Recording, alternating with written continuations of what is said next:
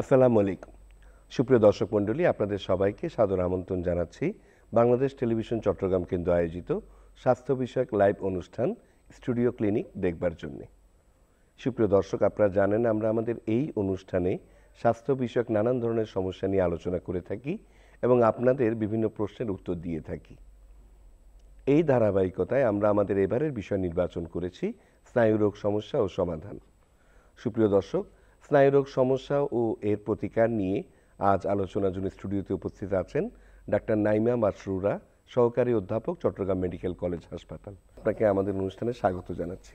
সুপ্রিয় দর্শক, আমরা আলোচনা শুরু করছি, তবে আসুন আলোচনায় যাবার আগে স্নায়ুরোগ সমস্যা এবং এর প্রতিকার বিষয়ে একটি সংক্ষিপ্ত প্রামাণ্য প্রতিবেদন দেখে আসি।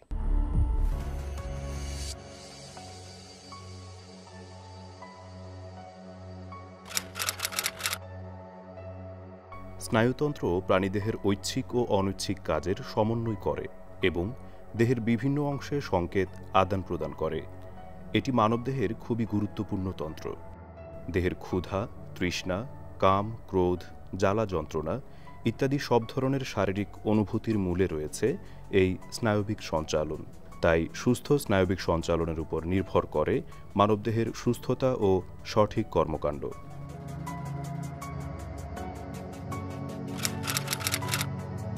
কোনো কারণে স্নায়ুগুলো বিশ্রামের অভাবে দুর্বল ও অবসন্ন হয়ে পড়লে বিভিন্ন ধরনের স্নায়বিক জটিলতা দেখা দেয়।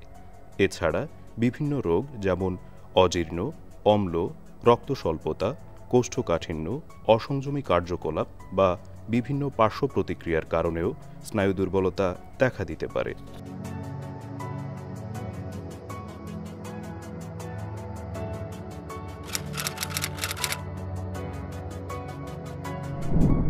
দৈহিক ও মানসিক শ্রম অনুযায়ী দীর্ঘদিন খাদ্য ও বিশ্রামের অভাব, দীর্ঘকালের অতিরিক্ত ব্যায়াম, দীর্ঘদিন রাত্রি জাগরণ, অসংযমী জীবনযাপন, রক্ত স্বল্পতা বা দেহে বিশুদ্ধ রক্তের অভাব, দীর্ঘদিন কোনো রোগভোগ, দুশ্চিন্তা বা মনের ইচ্ছাকে জোর করে দীর্ঘদিন চেপে রাখা।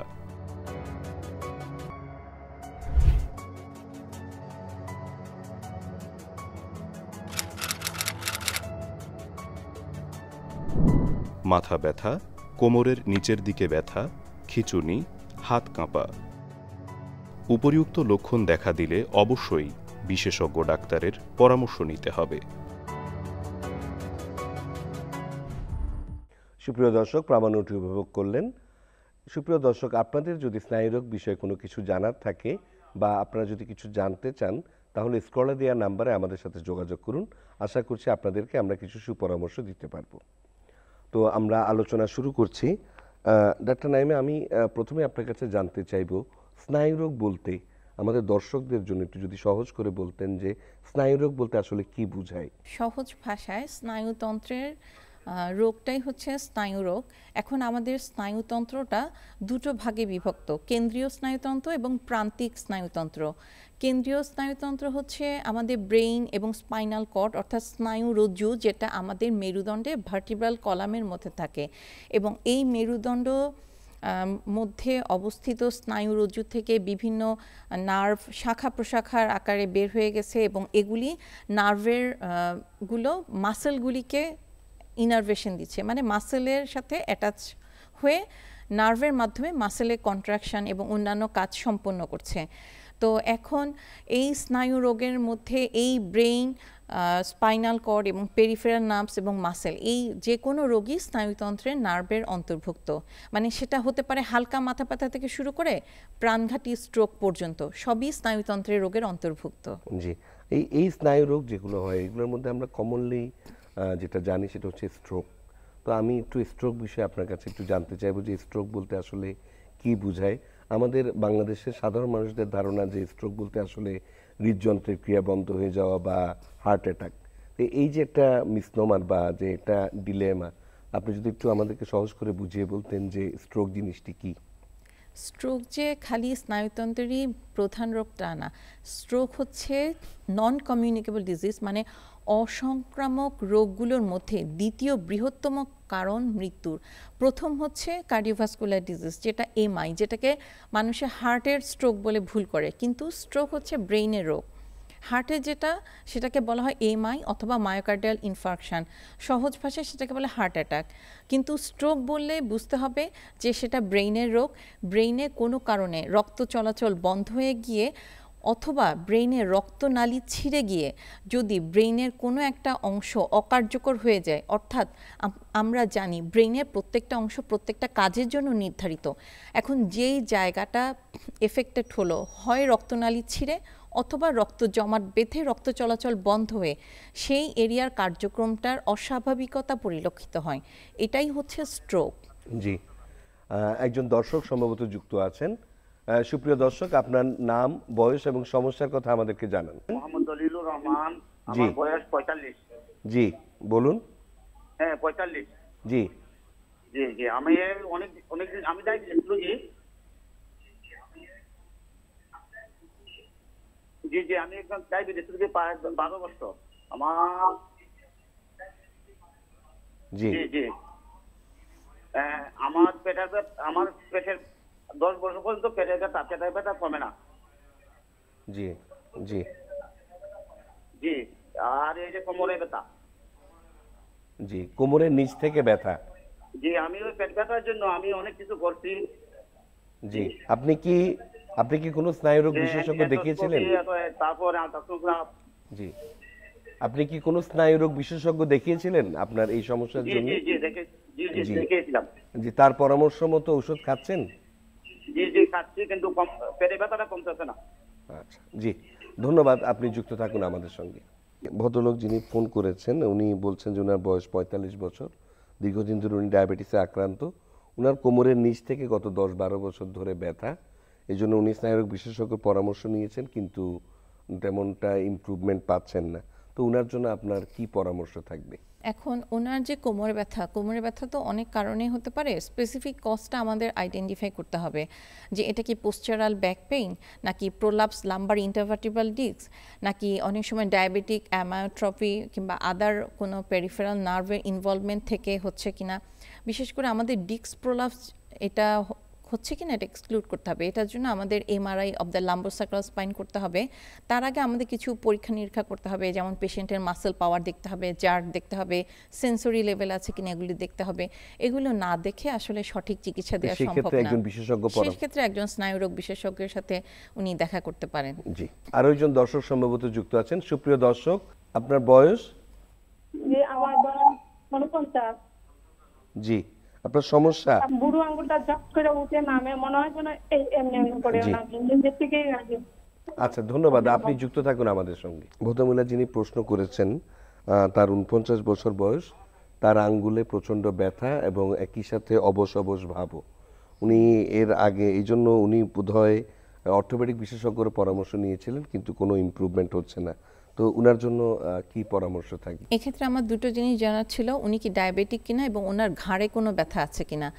যদি এই দুটো হয়ে না থাকে তাহলে হতে পারে কার্পাল টানেল সিনড্রোম। এই যে আমাদের এই রিস্টের মধ্যে দিয়ে একটা মিডিয়ান নার্ভ যায়, সেই মিডিয়ান নার্ভের যে কোনো কারণে কম্প্রেশন হতে পারে, হাইপোথাইরয়েডিজম অথবা ডায়াবেটিস অথবা রিউম্যাটয়েড আর্থ্রাইটিস থাকলেও, মানে জাস্ট এখানে মিডিয়ান নার্ভে কম্প্রেশন করছে, এটা কম্প্রেসিভ নিউরোপ্যাথি আর কি। তো সেটার জন্য হাতে ঝিনঝিন হচ্ছে। তো সেই ক্ষেত্রে আমাদের নার্ভ কন্ডাকশন স্টাডি করে দেখতে হবে যে কম্প্রেশনটা কি মাইল্ড, মডারেট না সিভিয়ার। যদি মাইল্ড টু মডারেট হয় ওনাকে ওষুধ দেওয়া যাবে, এবং ওষুধটা হচ্ছে ওনার জাস্ট পেইনটা রিলিফ করার জন্য, যেটা নিউরোপ্যাথিক পেইনের জন্য আমরা প্রিগাবালিন এই ধরনের ওষুধ দিয়ে থাকি, প্রিগাবালিন বা গাবা বা মিরোগাবালিন, গাবাপেন্টিন এ ধরনের, এমিট্রিপটাইলিন এগুলো দিয়ে রাখি। আর যদি দেখা যায় এনসিএস করে যেটা খুব সিভিয়ার পর্যায়ে আছে, তাহলে ওনার সার্জিক্যাল কারেকশন লাগবে।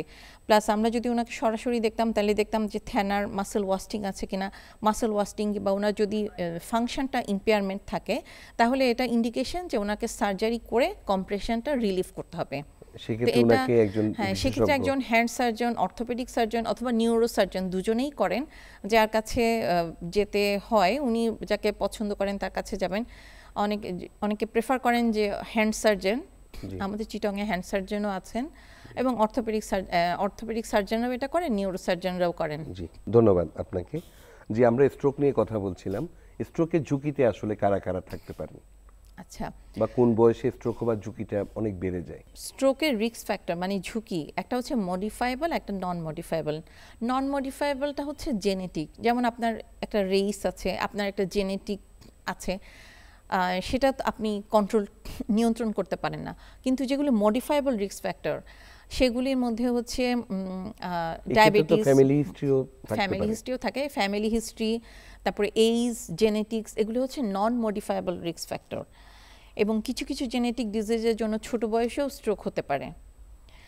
আর যেটা নন মডিফাইবল রিস্ক ফ্যাক্টর, যেটা আমাদের লাইফস্টাইলের উপর ডিপেন্ডেন্ট, সেটা হচ্ছে ডায়াবেটিস, হাইপারটেনশন, ডিসলিপিডেমিয়া, অর্থাৎ রক্তে খারাপ কোলেস্টেরল বেশি থাকা, স্মোকিং, অ্যালকোহল ইনটেক, স্ট্রেস, এসব। একজন দর্শক সম্ভবত যুক্ত আছেন। সুপ্রিয় দর্শক, আপনার নাম, বয়স এবং সমস্যার কথা আমাদেরকে জানান। নাম হচ্ছে বিউটি, বয়স 35। জি,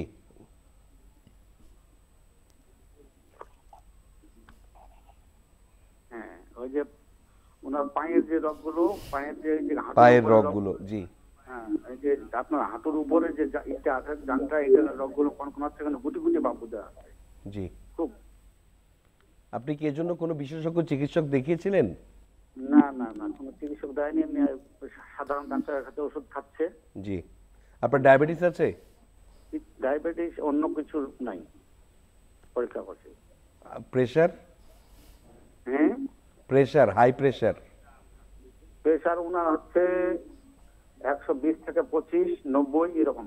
আচ্ছা, ধন্যবাদ, আপনি যুক্ত থাকুন আমাদের সঙ্গে। সমস্যাটি হচ্ছে উনার পায়ের রগে প্রায় সময় টান খান এবং হাঁটুর নিচের থেকেই এই সমস্যাটা বেশি হন।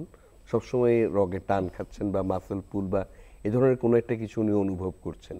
তো এই জন্য উনার জন্য আসলে কি ধরনের পরামর্শ থাকতে পারে? আচ্ছা, এটা তো আমি না দেখে বলতে পারবো না। জি। এটার জন্য ওনার লিম্ব এক্সামিনেশন করতে হবে, রিফ্লেক্স দেখতে হবে। জি। তো আমি ওনাকে পরামর্শ দিব যে উনি একজন অতিসত্ত্ব নিউরোলজিস্টের সাথে নিউরোলজিস্ট। যোগাযোগ করুন। জি, আসলে অনেক ক্ষেত্রেই আমাদেরকে সরাসরি পরামর্শ চান উনারা, হ্যাঁ, ওষুধপত্র এটা এখন তো হচ্ছে আসলে কি, দেয়া একটা সম্ভব না। সিমটমের পেছনে 10-12টা কজ থাকতে পারে। এখন জি। সব 10-12টা কজ আপনার জন্য অ্যাপ্লিকেবল হবে না। জি। আপনার জন্য যেগুলি অ্যাপ্লিকেবল সেগুলি আপনাকে দেখে চিকিৎসক ডিসাইড করবেন। জি। তো আমরা যেটা আলোচনা করছিলাম স্ট্রোকের ঝুঁকিপূর্ণ বিষয়গুলো নিয়ে, আপনি বলছিলেন যে মডিফাইবল এবং নন মডিফাইবল রিস্ক ফ্যাক্টর, এটা নিয়ে যদি আরেকটু বিশদভাবে বলতেন। আচ্ছা, তো প্রথমে আমরা বলি স্ট্রোক দুই ধরনের, ইসকেমিক স্ট্রোক অথবা রক্তনালীতে রক্ত জমাট বেঁধে স্ট্রোক, যেটা 85% মেজরিটির ক্ষেত্রে হয়ে থাকে, এবং আরেকটা হচ্ছে হেমোরেজিক স্ট্রোক, যেটা রক্তনালী ছিঁড়ে গিয়ে ব্রেইনের মধ্যে রক্তক্ষরণ হওয়া, এটা হচ্ছে 15%। এখন বিশেষ করে হেমোরেজিক স্ট্রোকের রিস্ক ফ্যাক্টরের মধ্যে আছে আনকন্ট্রোলড হাইপারটেনশন। এই আমাদের দেশে রোগীদের মধ্যে একটা মিথ প্রচলিত আছে যে হাইপারটেনশন ধরা পড়লে ওষুধ সারা জীবন খেতে হবে, সারা জীবন ওষুধ খেলে ওষুধের উপর নির্ভরশীল হয়ে যাবে। সেজন্য ওরা কিছুদিন ওষুধ খান, কিছুদিন ছেড়ে দেন। ওষুধ খেয়ে যখন প্রেশারটা নর্মাল আসে তখন ছেড়ে দেন, তখন দেখা যায় আবার যখন প্রেশার বেড়ে যায় তখন আবার ওষুধ খাওয়া শুরু করেন। কিন্তু এরকম fluctuating BP is more dangerous দেন, মানে পারসিস্টেন্টলি একটা বিপি এলিভেটেড থাকা চেয়ে এই যে কমলো আবার বাড়লো, কমলো আবার বাড়লো, দিস ইজ ডেঞ্জারাস। ডায়াবেটিস হলে আমরা সেটা ডিটেক্ট করি ওরাল গ্লুকোজ টলারেন্স টেস্ট দিয়ে। আমাদের দেশের লোকদের মধ্যে আরেকটি কাজ করে, আঙ্গুল থেকে 1 ফোঁটা রক্ত নিয়ে ওনারা র্যান্ডম ব্লাড গ্লুকোজ চেক করেন, ওটা নর্মাল থাকলে মনে করেন ডায়াবেটিস নেই, কিন্তু আসলে তা না। ডায়াবেটিস যদি ওনার ফ্যামিলি হিস্ট্রি থাকে, ওনার যদি ওবেসিটি থাকে এবং ওনার বয়স যদি 40-এর উপর হয়ে থাকে, তাহলে ওনাকে করা উচিত ওরাল গ্লুকোজ টলারেন্স টেস্ট। এই ক্ষেত্রে এই ক্ষেত্রে খালি পেটে একবার ব্লাড স্যাম্পল নেওয়া হবে ভেইন থেকে, এবং ওনাকে 75 গ্রাম গ্লুকোজ পানির সাথে গুলে খেতে দেওয়া হবে। এর 2 ঘন্টা পরে আবার ব্লাডটা চেক করা হবে। এটা একটা থ্রেশহোল্ড ভ্যালু আছে, এটার উপরে গেলে পেশেন্ট ডায়াবেটিক, এবং যখন ডায়াবেটিক তখন তাকে ডায়াবেটিসের ট্রিটমেন্ট করতে হবে। এখন ডায়াবেটিসের ট্রিটমেন্টে সাধারণত টাইপ 2 ডায়াবেটিসের রুগী আমাদের দেশে বেশি প্রথম দিকে ওষুধ লাগে এবং একটা পর্যায়ে গিয়ে ইনসুলিন লাগে। এখানেও রুগীদের মধ্যে ভীতি কাজ করে। কোনো রুগীকে যদি ইনসুলিন দেওয়া হয় উনি ইনসুলিন নিতে চায় না, বলে কি না ওষুধ দিয়ে ট্রাই করেন। ডক্টররা তো বুঝে শুনেই ইনসুলিন দিচ্ছে, সবাইকে তো ইনসুলিন দিচ্ছে না, যার দরকার তাকেই তো দিচ্ছে। এখন উনি যদি বলে যে এটা ডায়াবেটিস ওষুধ দিয়ে কন্ট্রোল করব, ইনসুলিন নিব না। তো দেখা যাচ্ছে ডায়াবেটিস তো কন্ট্রোল থাকেই না, উল্টা এই ওষুধগুলো ইউজলেস হয়ে যায়। কারণ একটা পর্যায়ে গিয়ে প্যানক্রিয়াস আর ইনসুলিন সিক্রেট করতে পারে না, তখন বাইরে থেকে ইনসুলিনই লাগে। এই যে অনিয়ন্ত্রিত ডায়াবেটিস, তারপর হাইপারটেনশন, এই দুটো থাকলে সিনার্জিস্টিক অ্যাকশন, মানে ওরা 2 4 না হয়ে 2 হবে 5। একা একা থাকলে যতটুকু ব্লাড ভেসেলে ক্ষতি করতে পারে, ডায়াবেটিসের সাথে যখন হাইপারটেনশন থাকে ক্ষতিটা আরও বেশি হয়। তারপর সাথে যদি যুক্ত হয় স্মোকিং, সাথে যদি থাকে অ্যালকোহলিজম, সাথে যদি থাকে ডিসলিপিডেমিয়া। অনেকে বলে ডিসলিপিডেমিয়াটা বেশিরভাগ ক্ষেত্রে ফ্যামিলিয়াল হয়ে থাকে, অনেকেই থাকে বলে আমি তো চর্বি খাই না, আমি তো অত মোটা না, আমার ব্লাডে কিভাবে এত কোলেস্ট্রল আসলো, এটা নিশ্চয়ই রিপোর্ট ভুল। তো তারপর আমরা যখন তাদেরকে কোলেস্ট্রল কমানোর ওষুধও দিই, এগুলো আমি বলছি স্ট্রোক হওয়ার আগে, ডায়াবেটিস কন্ট্রোল, হাইপারটেনশন কন্ট্রোল, ওষুধ কন্ট্রোল, তখন বলে ওরে বাবা এতগুলি ওষুধ খেলে তো আমি ওষুধের উপর ডিপেন্ডেন্ট হয়ে যাবো, আমার শরীর তো খারাপ হয়ে যাবে। মানে এটা ওনারা বুঝতে চায় না যে ওষুধ না খেলেই ক্ষতি হবে, ওষুধ খেয়ে ওনারা লাইফটাকে আরেকটু বেটার করতে পারে। ওষুধ তো বিজ্ঞানের আবিষ্কার, ওষুধ তো আসছেই মানুষের জীবনটাকে ইজি করার জন্য। এখন কিন্তু এই মিথগুলো ভাঙা দরকার যে ওষুধ নিব না, ওষুধ ছাড়াই চলতে পারি, তারপর একদিন হঠাৎ করে স্ট্রোক হয়ে বেড বাউন্ড হয়ে গেল। এই জীবন তো আমাদের কারো কাম্য নয়, বরং শুরু থেকে যদি সতর্ক থাকা যায় তাহলে তো এটা অ্যাভয়েড করা যায়। জি, ধন্যবাদ। একজন দর্শক সম্ভবত যুক্ত আছেন। সুপ্রিয় দর্শক, আপনার নাম, বয়স এবং সমস্যার কথা আমাদেরকে জানান। আমি মোহাম্মদ আবুল বাশার, চাঁদপুর থেকে বলছি। জি, আপনার বয়স? আমার বয়স হলো 60। জি, সমস্যা? আমি 2014 সালে সার্ভাইকাল অপারেশন হয়েছিলাম।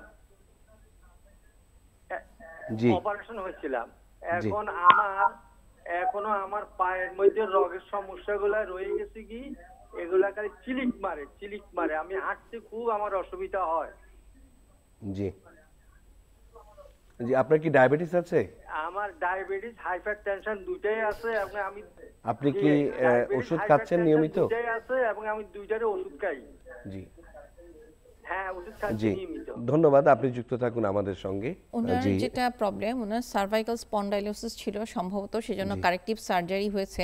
সাধারণত সার্ভাইকাল রিজনে পেইনগুলির জন্য আমাদের হাতে প্রবলেম হয়, ওনার যেহেতু প্রবলেম হচ্ছে পায়ে, তাহলে আমরা ধরে নিতে পারি এটা সার্ভাইকাল কোনো কজের জন্য হচ্ছে না, হয়তো কোমরের দিকের কোনো কজের জন্য, অথবা ডায়াবেটিস অনিয়ন্ত্রিত থাকার কারণে যেটা নার্ভের যে সমস্যা হয়, ডায়াবেটিক পেরিফেরাল নিউরোপ্যাথি, সেক্ষেত্রে এরকম হাত পায়ে ঝিনঝিন করে, হাত পা অবশ লাগে, এবং অনেক সময় সেন্স থাকে না, পায়ের তালু অবশ হয়ে যায়, রুগী কাটা গেলেও বুঝতে পারে না যে পায়ের তলায় কিছু পেরেক ফোটা কিংবা অন্য কিছু ফুটলেও বুঝতে পারে না, কিংবা কারো ক্ষেত্রে হয় খুব বার্নিং সেন্সেশন হয়, ঝিনঝিন করে।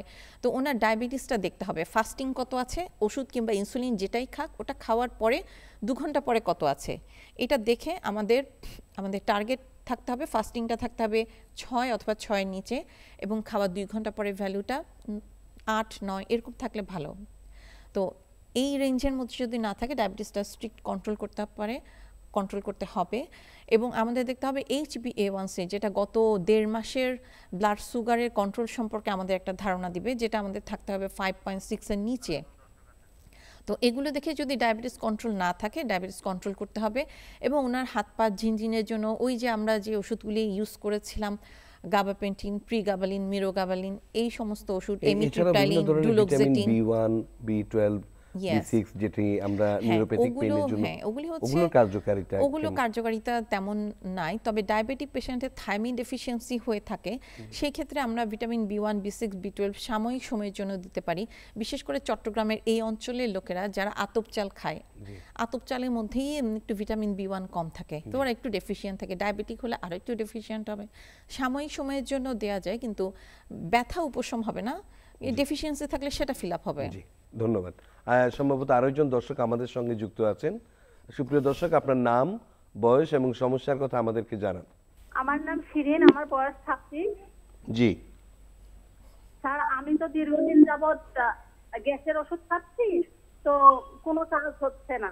এখন আমার রাইতে মানে যখন বিছনায় আমি ঘুমাই, তখন আমার মানে ঘাড়ের থেকে পিঠ পর্যন্ত অধিক ব্যথা হয়ে থাকে, এপাশ ওপাশ কোনো দিকেই ঘুরতে পারি না। বাট আমার প্রেশার 130, 100 এরকম, থাকে সব সময়। জি, আপনি কি এই সমস্যার জন্য কোনো বিশেষজ্ঞ চিকিৎসক দেখিয়েছিলেন? জি না। জি, আচ্ছা, ধন্যবাদ। আপনি আর কোনো সমস্যা? আর কোনো সমস্যা বলতে আমার মানে পায়খানাও ক্লিয়ার হচ্ছে না, তারপরে মানে সব সময় বমি বমি ভাব লাগে আর জি। মাথা ঘোরা। ঠিক আছে, আপনি যুক্ত থাকুন আমাদের সঙ্গে। জি, আমাদের ভদ্রমহিলা। এই দর্শক যেটা বললেন, উনি দীর্ঘদিন ধরে গ্যাস্ট্রিকের ওষুধ খাচ্ছেন। কোন গ্যাস্ট্রিকের ওষুধ নাম বলেননি, তবে অমিপ্রাজল জাতীয় ওষুধ দীর্ঘদিন খেলে বিভিন্ন ধরনের সাইড এফেক্ট হতে পারে, যেমন অস্টিওপোরোসিস হতে পারে। গ্যাস্ট্রিকে অ্যাক্লোরোহাইড্রিয়া হয়ে সেখানে অর্গানিজম গ্রো করতে পারে, যেটা পরবর্তীতে এইচ পাইলোরি হতে পারে, পরবর্তীতে সেটাই আবার গ্যাস্ট্রিক আলসার করতে পারে। তো এভাবে দীর্ঘদিন খাওয়া, বিশেষ করে গ্যাস্ট্রিকের ওষুধ হোক, যে কোনো ওষুধ হোক, দরকার ছাড়া খাওয়া উচিত না। আর হচ্ছে উনি যে সমস্যাটা বললো ঘাড় থেকে কোমরে ব্যথা, এটা ওনার পোস্টারাল হতে পারে।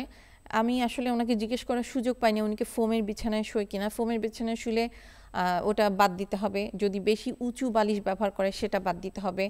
এবং ওনাকে যেটা করতে হবে, যখন ব্যথা থাকবে না, আমাদের এনএসআইডি গ্রুপের ব্যথার অর্থাৎ পেইন কিলার খেয়ে ব্যথা কমানোর পরে ওনাকে যেটা করতে হবে, ব্যাক এক্সটেন্সর স্ট্রেংথেনিং এক্সারসাইজ করতে হবে, যাতে আমাদের মেরুদণ্ডের দুই পাশে যে মাসেলটা আছে ইরেক্টো স্পাইনি, সেটা উইক হয়ে গেলে সেটা ভার্টিব্রাকে ঠিকমতো সাপোর্ট দিতে পারে না।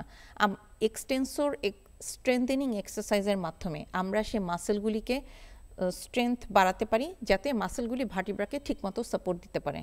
আমার মতে উনি একজন এক্সারসাইজগুলো কি ফিজিওথেরাপি দ্বারা নেওয়া সম্ভব? ফিজিওথেরাপি দ্বারা নেওয়া সম্ভব, নিজেই করা সম্ভব।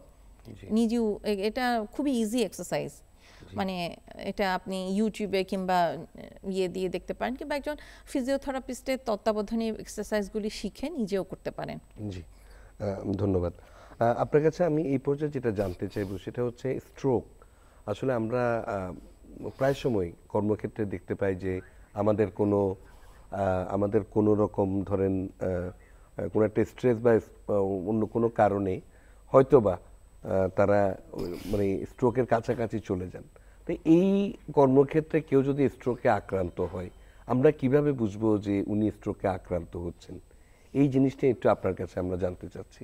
আচ্ছা, সাধারণ মানুষের বোঝানোর জন্য একটা মানুষ স্ট্রোকে আক্রান্ত হলো কিনা সেটার জন্য একটা অ্যাক্রোনিম ব্যবহার করা হয়, ফাস্ট, FAST।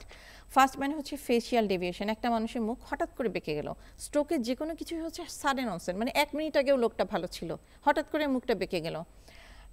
তারপরে আর্ম উইকনেস, একদিকে হাত নাড়াতে পারছে না, হঠাৎ করে হাতটা ভারী হয়ে গেছে। স্পিচ, হঠাৎ করে কথা জড়িয়ে আসছে। জড়তা। তারপরে টাইম, এখানে ফার্স্টের সাথে টাইমটা ইম্পর্টেন্ট করছে, কারণ আপনি যখন আইডেন্টিফাই করতে পারেন আপনার একজন পাশে মানুষ স্ট্রোকে আক্রান্ত, এটা হচ্ছে একটা মেডিকেল ইমার্জেন্সি, আপনার দায়িত্ব হচ্ছে পেশেন্টটাকে স্ট্রোকের ট্রিটমেন্ট হয় এরকম একটা হসপিটালে পৌঁছে দেয়া। জি, আমরা আবার আসবো আলোচনায়। একজন দর্শক সম্ভবত যুক্ত আছেন। সুপ্রিয় দর্শক, আপনার নাম, বয়স এবং সমস্যার কথা আমাদেরকে জানান। আমার বয়স 40, আমি বগুড়া থেকে বলছি। জি, সমস্যা? আমার সমস্যা পায়ের তালু, মানে রাতের বেলায় অতিরিক্ত জ্বালা যন্ত্রণা করে আর প্রচুর পরিমাণে হিট হয়।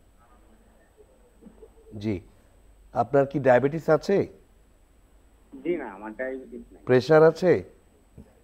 প্রেশার একটু এলোমেলো করে, প্রেশার থাকেই হাই হয়, থাকেই লো হয়। প্রেশারের ওষুধ খান? না, প্রেশারের ওষুধ খাওয়া লাগে না। আপনি এই জ্বালা যন্ত্রণা, আপনার যে পায়ের তালুতে জ্বালা পোড়া করছে, এই জন্য কি কোনো ওষুধ খেয়েছেন? হ্যাঁ, এই জন্য ওষুধ খাইছি। হ্যাঁ, কি আপনি কি ওষুধের নাম বলতে পারবেন? যে ওষুধগুলো ওই যে আপনার ভিটামিন জাতীয় ওষুধ দিছিল, ওষুধটা খাওয়ার পরে যতদিন ওষুধ খাই ততদিন ভালো থাকে। ওষুধ খাওয়া বাদ দিলে আবার ওই জ্বালা যন্ত্রণা করে। আমি তার মুদির ব্যবসা করি, মানে মুদির দোকান আছে। আচ্ছা, আপনি কি করেন? মুদির দোকান। জি, ধন্যবাদ আপনার প্রশ্নের জন্য। আপনি যুক্ত থাকুন আমাদের সঙ্গে। রাতে আমি ঘুম পাড়তে পারি না, খুব কষ্ট হয়। জি, ভদ্র যিনি প্রশ্ন করেছেন আপনি হয়তো শুনেছেন যে তার পায়ের তালুর দিকে খুব প্রচন্ড জ্বালা পোড়া, এই জন্য উনি ভিটামিন জাতীয় ওষুধ নাকি অনেক দিন ধরে খেয়েছেন।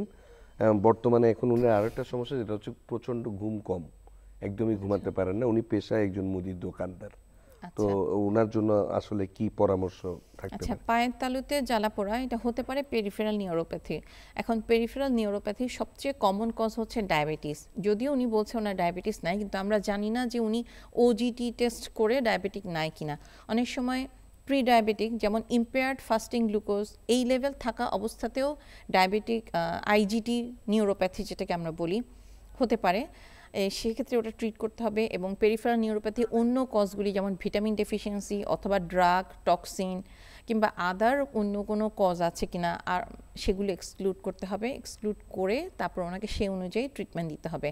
আপাতত ওনার যেহেতু বার্নিং সেন্সেশন, যেমন পজিটিভ সেন্সেশনগুলি আছে, এবং উনি বলেছেন ওনার ভিটামিন জাতীয় জিনিস খেলে ভালো লাগে, তার মানে ওনার হয়তো ভিটামিন ডেফিসিয়েন্সি আছে। আর যেটা ঘুম হচ্ছে না সেটার জন্য স্লিপ হাইজিন মেনটেন করতে হবে। যেমন একটা কাম অ্যান্ড কোয়াইট এনভায়রনমেন্টে ঘুমাতে হবে। সন্ধ্যার পর থেকে চা, কফি এগুলো খাওয়া যাবে না। তারপরে রাত জেগে মোবাইল স্ক্রল করা, টিভি দেখা এগুলো করা যাবে না। আর হচ্ছে সাময়িক সময়ের জন্য ওষুধের সাহায্য নেওয়া যেতে পারে, কিন্তু সেটা কখনোই পার্মানেন্ট সমস্যার সমাধান না।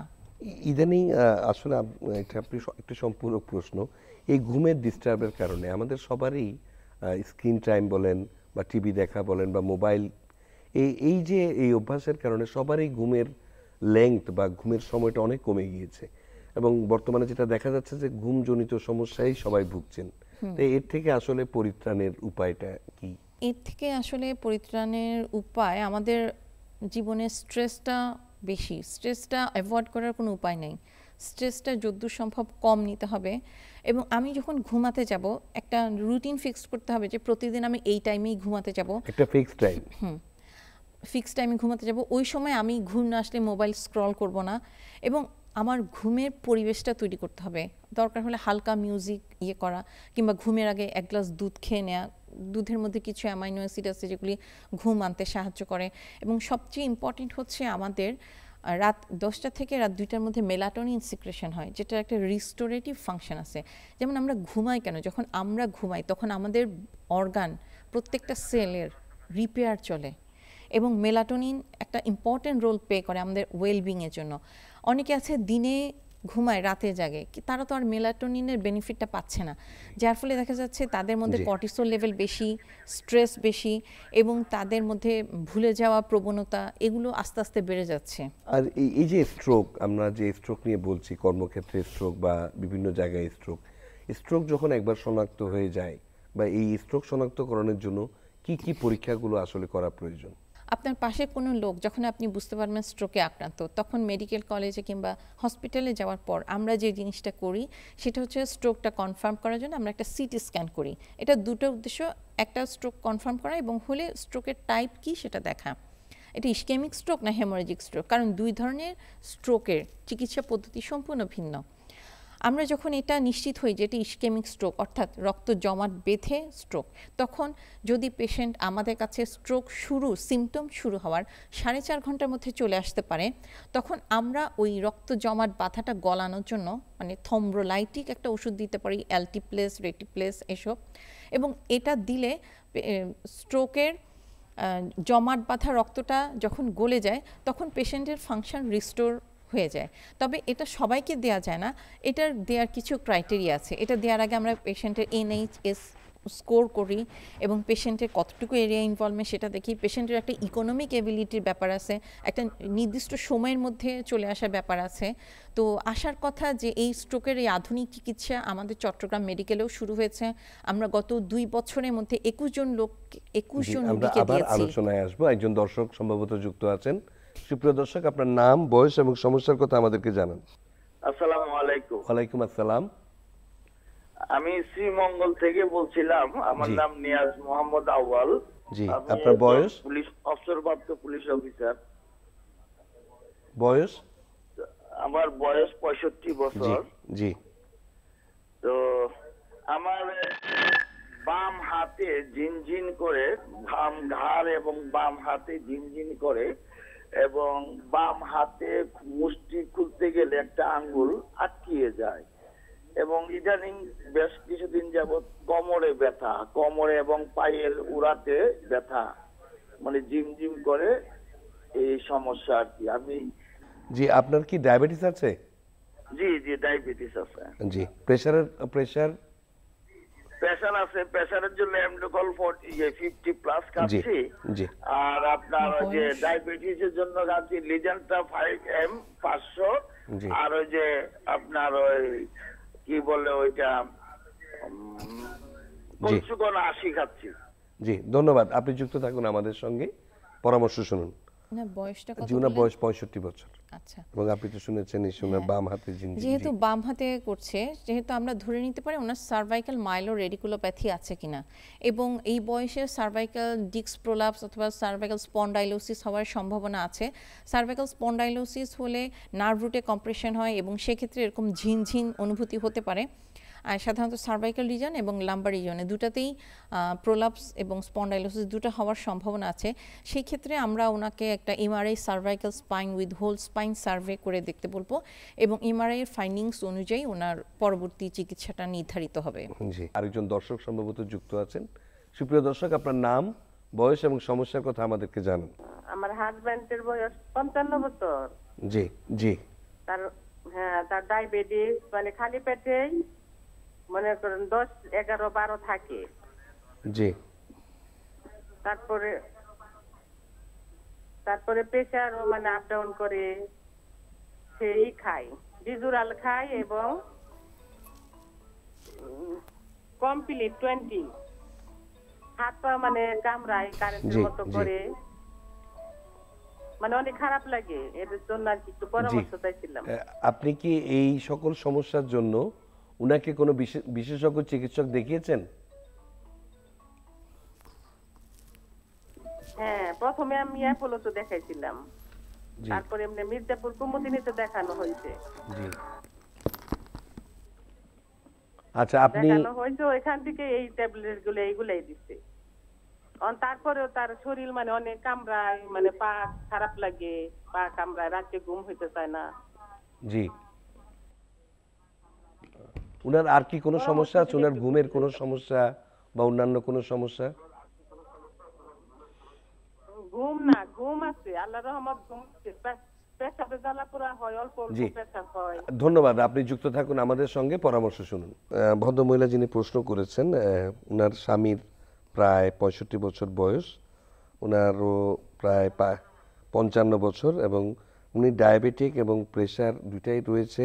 ওনার প্রেশারটা বেশ আনস্টেবল, আপ ডাউন করে, এবং খালি পেটে প্রায় সময় 10-11 থাকে। তার মানে উনার ডায়াবেটিসটা আনকন্ট্রোলড। তো এই ক্ষেত্রে আসলে উনার কি জন্য কি পরামর্শ থাকবে? প্রথমেই হচ্ছে ডায়াবেটিস কন্ট্রোলে আনতে হবে। উনি যে বললো পেশাবে জ্বালাপোড়া করে, সেটা ইউরিনারি ট্র্যাক্ট ইনফেকশন থাকতে পারে। এখন ডায়াবেটিস রোগীর ডায়াবেটিস আনকন্ট্রোল থাকলে তাদের ইউরিন দিয়ে গ্লুকোজ পাস করে, যেটা ব্যাকটেরিয়ার জন্য একটা ভালো খাবার। আর সাথে সাথে ওনার বয়স যেহেতু 65-র উপরে, ওনার বিনাইন এনলার্জমেন্ট অফ প্রোস্টেট আছে কিনা সেটা দেখতে হবে। কারণ অনেক সময় প্রোস্টেটের এনলার্জমেন্টের জন্য ইউরিনারি ব্লাডার ইউরিনটা স্টেসিস মানে স্থির হয়ে থাকে, বের হতে পারে না ঠিকমতো, যে কারণে ওনাদের ইউরিনারি ট্র্যাক্ট ইনফেকশনের ঝুঁকিটা বেড়ে যায়। তাহলে আমার প্রথম পরামর্শ হচ্ছে ডায়াবেটিস কন্ট্রোল করুন, উচ্চ রক্তচাপ নিয়ন্ত্রণে রাখুন, এবং একজন বিশেষজ্ঞের তত্ত্বাবধানে থেকে দেখুন যে আল্ট্রাসোনোগ্রাফি করিয়ে কোনো প্রোস্টেট এনলার্জমেন্ট আছে কিনা, থাকলে সে অনুযায়ী ওষুধ খেতে হবে অথবা অপারেশন করাতে হবে।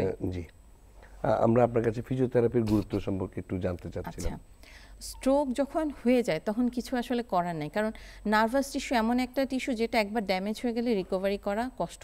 সেজন্য আমরা সবসময় প্রিভেনশনের উপরে জোর দিই। তো স্ট্রোক হয়ে গেলে একমাত্র ভরসা ফিজিওথেরাপি। স্ট্রোক পরবর্তী আমরা যেসব ট্রিটমেন্ট দিই, যেমন antiplatelet agent, lipid lowering agent, control of hypertension, diabetes, এগুলি সব হচ্ছে পরবর্তী স্ট্রোকটাকে প্রিভেন্ট করার জন্য। কিন্তু যেই স্ট্রোকটা হয়ে ড্যামেজ হয়ে গেছে, পেশেন্ট প্যারালাইসিস ডেভেলপ করে গেছে, সেটার জন্য ফিজিওথেরাপি ছাড়া আর কোনো রোল নেই। ফিজিওথেরাপি দিয়েই সেটাকে ভালো করতে হবে। জি, আমরা আবার আলোচনায় আসব। একজন দর্শক সম্ভবত যুক্ত আছেন। সুপ্রিয় দর্শক, আপনার নাম, বয়স এবং সমস্যার কথা আমাদেরকে জানান। আসসালামু আলাইকুম। ওয়ালাইকুম সালাম। আমি দিনাজপুর থেকে বলছিলাম। জি, বয়স? আমার মোহাম্মদ, বয়স 42 বছর। 42 বছর। জি, বলুন। আমার পায়ের সমস্যা, পায়ের নিচ থেকে ব্যথা করে, ওইটা বলে ওই যে পায়ের উপর পর্যন্ত যে একটা বল থাকে, বলে আঘাত লাগে। আপনার কি দোনো পা, দুই পাতেই ব্যথা, না ডান অথবা বাম কোনো বাম পায়ে বাম পায়ে, জি বাম পায়ে ব্যথা। বাম পায়ে ওই নিচের মাংস সাইডে, বাম সাইডে। জি।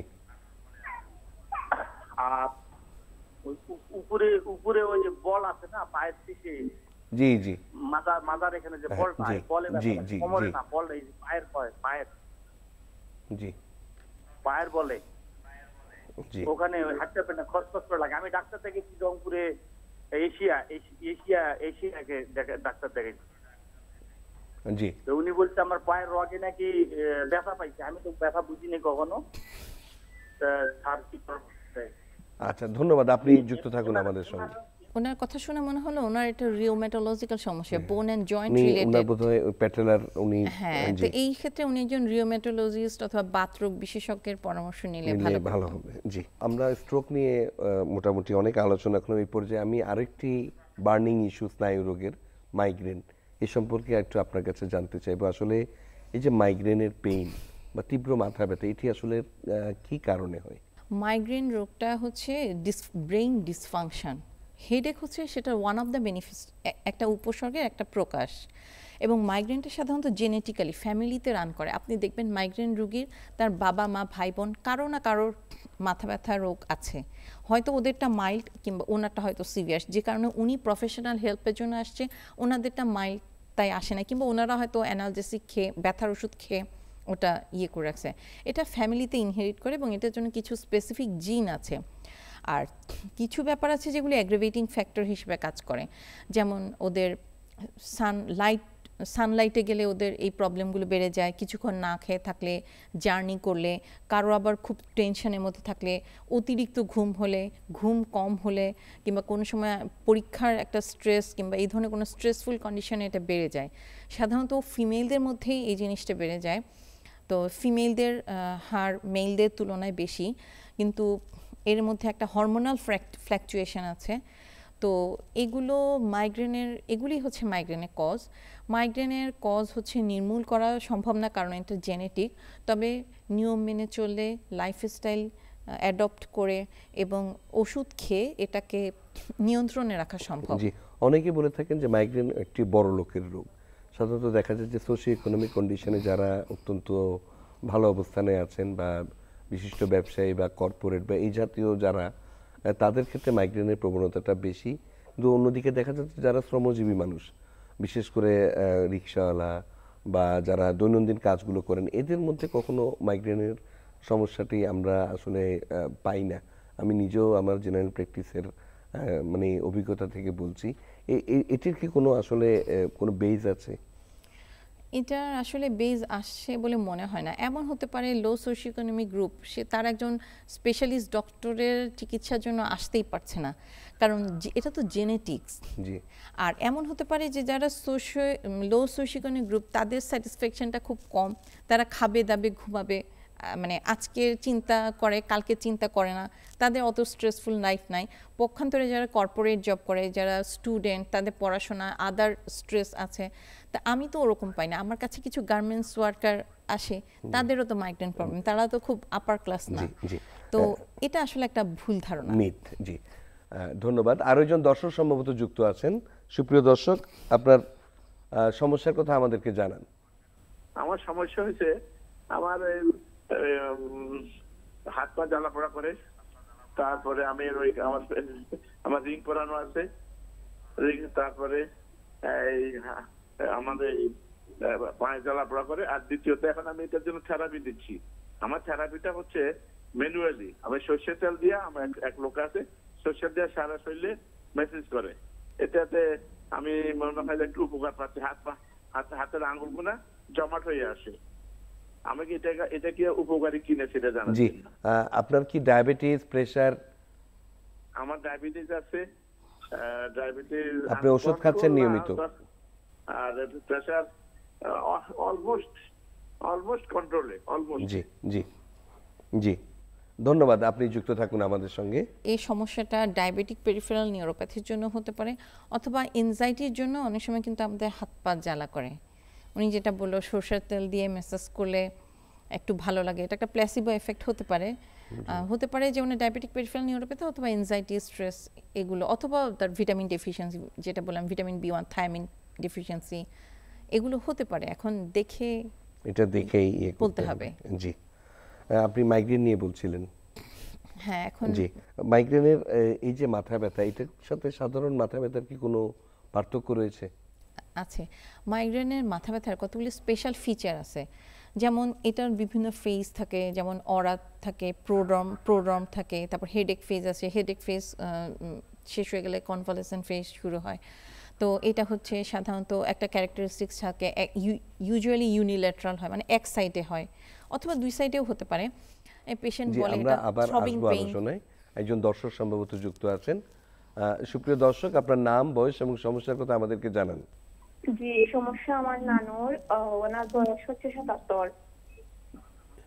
জি, ওনার সমস্যা? ওনার সমস্যা হচ্ছে মুখের ভিতর থেকে পিছলা পানি আসে, তারপর পিছলা পানি আসে, খাবার তরকারি দিয়ে খানি খেলে ঝাল হয়, অনুভব হয়, সারা গায়ে চুলকানি। অনেক ডাক্তার দেখিয়েছেন মৌলভীবাজার জেলার মধ্যে, কোনো সমাধান মিলছে না। জি, কি বললেন আপনি কি, উনি কি কোনো ঔষধ খান? উনার কি ঔষধ চলছে বর্তমানে? বর্তমানে হাই প্রেশারের ওষুধ চলছে, আর ব্যক্তিগত গ্যাসের ওষুধ, গ্যাস্ট্রিকের ওষুধ খাওয়ানো হচ্ছে, আর অ্যান্টাসিড গুলা পাইল যেটা ওটা খাওয়ানো হচ্ছে। অর্থাৎ প্রেশারের ওষুধ এবং গ্যাস্ট্রিকের ওষুধ রেগুলার খাচ্ছেন? জি। জি, উনার প্রেশার কি নিয়ন্ত্রণে আছে? ওনার হাই প্রেশার। হাই প্রেশার, আচ্ছা। সিম্পটমগুলো কি? জি, আপনি যুক্ত থাকুন আমাদের সঙ্গে। এটা হচ্ছে মুখের ভেতর থেকে লালা আসে এবং পুরা শরীরে প্রচণ্ড চুলকুনি, এবং এই সাথে ওনার প্রেশারটা একটু আনকন্ট্রোল, এটার জন্য উনি ওষুধ খাচ্ছেন দীর্ঘদিন ধরে। এই সমস্যাগুলোই তিনি জানিয়েছেন আর কি। তো ওনার জন্য আসলে কি পরামর্শ আমরা দিতে পারি? মুখের অতিরিক্ত মানে হাইপার স্যালিভেশন যেটা, সেটা কজ দেখতে হবে যে ওনার অ্যাসিড সিক্রেশন বেশি হচ্ছে কিনা। অনেক সময় হাইপার অ্যাসিডিটি থাকলে হাইপার স্যালিভেশন হয়, অথবা ওনার যদি পার্কিনসন ডিজিজ কিংবা অন্য কোনো এর ধরনের রোগ আছে কিনা। আর যেটা বললো যে গা হাতে চুলকায়, ওল্ড এজে তো সিনাইল প্রোরাইটাস হয়, মানে গা হাত ড্রাই হয়ে যায়। তো ওনাকে সেই ক্ষেত্রে পরামর্শ দিব অলিভ অয়েল দিয়ে ইয়েটা ময়শ্চারাইজ করেন। আর এই ক্ষেত্রে দেখতে হবে কোনো স্ক্যাবিজ আছে কিনা। অনেক সময় নাতিদের স্ক্যাবিজ থাকে, ওদের থেকে দাদুদের চলে আসে, এটা আসলে না দেখে বলা সম্ভব না। জি, ধন্যবাদ। জি, আরো একজন দর্শক সম্ভবত যুক্ত আছেন। সুপ্রিয় দর্শক, আপনার নাম, বয়স এবং সমস্যার কথা আমাদেরকে জানান। আমার বয়স 45 বছর স্যার। জি জি স্যার, আমার কোমর থেকে পায়ে ব্যথা। জি স্যার, আমার ওই যে পা ফলে, পাটা আমার ফলে। জি স্যার, আমার ওই যে মাঝে মাঝে প্রেশার আছে স্যার। আচ্ছা, আপনি কি এজন্য কোনো বিশেষজ্ঞ চিকিৎসক দেখিয়েছিলেন? স্যার, আমি দেখাইছিলাম ওই যে মানে ডিমলায় দেখাইছিলাম, তো ওই যে এমনিতে বাজারের টাকা দেখাছিলাম। জি, উনি কি উনার ওষুধগুলো খেয়েছিলেন? ওই যে স্যার, মাঝে মাঝে আমি মনে করো যে ব্যথার ওষুধ খাই। আচ্ছা, জি, ধন্যবাদ। আপনি যুক্ত থাকুন আমাদের সঙ্গে। ভদ্রলোক যিনি প্রশ্ন করেছেন, উনার প্রায় 45 বছর বয়স। উনার কোমর থেকে নিচের দিকে পর্যন্ত প্রচণ্ড ব্যথা বেদনা, অনেক সময় পা ফুলে যায়, এবং উনি যেটা বললেন যে উনি অনিয়মিত ঔষধ খান যে কোনো ব্যথার বা যে কোনো কিছুরই। মনে হচ্ছে ওনার এটা মাসকুলোস্কেলিটাল প্রবলেম, আর্থ্রাইটিসের জন্য সোয়েলিং হয়। সেক্ষেত্রে উনি একজন রিওম্যাটোলজিস্ট অর্থাৎ বাত ব্যাধি বিশেষজ্ঞ, ওনার সাথে যোগাযোগ করতে পারেন। জি, আপনি যেটা বলছিলাম মাইগ্রেনের হেডেকের কিছু ফিচার আছে, আর সাধারণ হেডেক হচ্ছে এই ফিচারগুলি নাই। যেমন মাইগ্রেনের হেডেক হচ্ছে একটা ইয়াং বয়সে হবে, ইউজুয়ালি ফিমেলে হয়, একটা স্ট্রেসফুল কন্ডিশন থাকে, অথবা তাদের রোদে গেলে না খেয়ে থাকলে বেড়ে যায়। মাথা ব্যথাটা হয় বেশিরভাগ ক্ষেত্রে এক সাইডে, মানে দুই সাইডেও হতে পারে, এবং ওরা বলে মাথা ব্যথাটা হয় থ্রবিং, মানে মাথার মধ্যে ধপধপ করে শিরা লাফায়। তখন ওদের একটু চোখে দেখতে প্রবলেম হতে পারে। কেউ খুব কম পার্সেন্টেজ কমপ্লেন করে যে চোখে আলোর ঝিলিমিলি দেখি। তারপরে হচ্ছে বমি বমি লাগতে পারে। এই সময় ওদের আলোর দিকে তাকাতে খুব কষ্ট হয়, কথা বলে না, ওরা একটা অন্ধকার রুমে চুপচাপ শুয়ে থাকে। কারোর সাউন্ড শুনলেও, কারোর আওয়াজ শুনলেও তাদের কষ্ট লাগে, এবং সাথে একটু বমি বমি ভাব লাগে, অথবা একটু নৌশিয়া টেন্ডেন্সি থাকে। তো এগুলি সাধারণত 4 থেকে 72 ঘন্টার মতো স্থায়ী হয়। এবং এই সমস্ত জিনিস থাকলে এবং সাথে যদি অ্যাসোসিয়েটেড ফ্যামিলি হিস্ট্রি থাকে আমরা একটু এটা মাইগ্রেনের দিকে ধাবিত হই আর কি। জি, ধন্যবাদ। সম্ভবত আরো একজন দর্শক আমাদের সঙ্গে যুক্ত আছেন। সুপ্রিয় দর্শক, আপনার নাম, বয়স এবং সমস্যার কথা আমাদেরকে জানান। আসসালামু আলাইকুম। ওয়ালাইকুম আসসালাম। আমার সমস্যা হলো আমার কোমরের ব্যথা আর পায়ের ব্যথা। আপনার বয়স? আমার বয়স 50। জি জি, বলুন। Pressure high. জি। প্রেসার হাই বুঝছেন? কোমর। আপনার ডায়াবেটিস আছে কি? ডায়াবেটিস আছে? ডায়াবেটিস সমস্যা নেই। জি। ডায়াবেটিস নেই। জি, আর কিছু, আর কোনো সমস্যা? না, সমস্যা নেই, এই ব্যথাটাই আমার বেশি বুঝছেন। জি, ধন্যবাদ। আপনি যুক্ত থাকুন আমাদের সঙ্গে।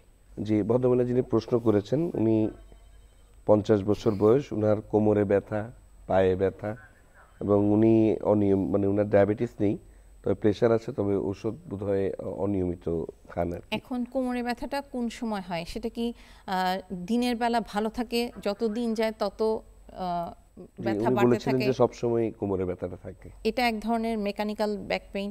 আবার হচ্ছে ইনফ্ল্যামেটরি ব্যাক পেইন আছে, যেটা সকালে ঘুম থেকে উঠলে নাড়াচাড়া করতে হয়, সারাদিন চলাফেরা করলে ব্যথাটা চলে যায়। আবার ওনার যে বয়স, এটা অস্টিওপোরোসিসের জন্য জেনারেলাইজ বডি একের পার্ট হিসেবে হতে পারে, সেক্ষেত্রে আমরা ক্যালসিয়াম, ভিটামিন ডি এগুলো সাপ্লিমেন্ট করি। এবং উনি বলেছেন কোমরে ব্যথা, পায়ে ব্যথা। কোমরে ব্যথাটাই কি মানে বেয়ে পায় নামে কিনা সেটা উনি ক্লিয়ার করে বলে নাই। তো এরকম যদি হয় তাহলে আমরা ধরে নিতে পারি সেটা লাম্বাগো সায়াটিকা। সেক্ষেত্রে আমাদের MRI of the lumber spine এটা করে দেখতে হবে, আর ওনারকে আরও থরো নিউরোলজিক্যাল এক্সামিনেশন করে তারপর একটা চিকিৎসা দিতে হবে। জি, ধন্যবাদ। আরও একজন দর্শক সম্ভবত যুক্ত আছেন। সুপ্রিয় দর্শক, আপনার নাম, বয়স এবং সমস্যার কথা আমাদেরকে জানান। আমার নাম মফিজুল ইসলাম, আমার বাড়ি লালমনিরহাট, আমার বয়স 53 বছর। জি, আপনার সমস্যা? আমার সমস্যা, আমি এমনি নরমালি ডায়াবেটিস পরীক্ষা করাইছি, কিন্তু আমার ডায়াবেটিস নাই। কিন্তু আমি সকালে যখন ঘুম থেকে উঠি, আমার এই প্রায় 40 মিনিটের মতো আমার কোনো শক্তি থাকে না, আর আমার প্রেসার সবসময় লো।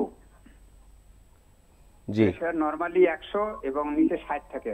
জি জি, এটি একটু আমরা একটু ব্যতিক্রম প্রশ্ন পেয়েছি। হ্যাঁ, সকালে যখন ঘুম থেকে উঠে তখন কোনো শক্তি থাকে না, এটা আরো ক্লারিফিকেশন দরকার। মানে উনি কেন শক্তি পায় না? ওনার কি মানে হাত পা জয়েন্ট সব জ্যাম হয়ে থাকে, নাড়তে পারেন না?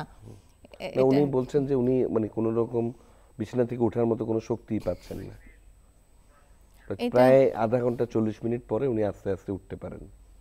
হ্যাঁ, এটা আসলে ওনার সাথে আরো ডিটেইলস কথা বলতে হবে। ওনার কোনো এনজাইটি, স্ট্রেস আছে কিনা এগুলো দেখতে হবে।